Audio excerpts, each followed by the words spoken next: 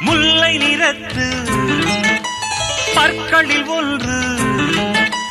தள்ளி உள்ளதே அதுவா, தள்ளி உள்ளதே அதுவா, சங்கு கழுத்தை பாசிமணிகள் தடவுகின்றதே அதுவா,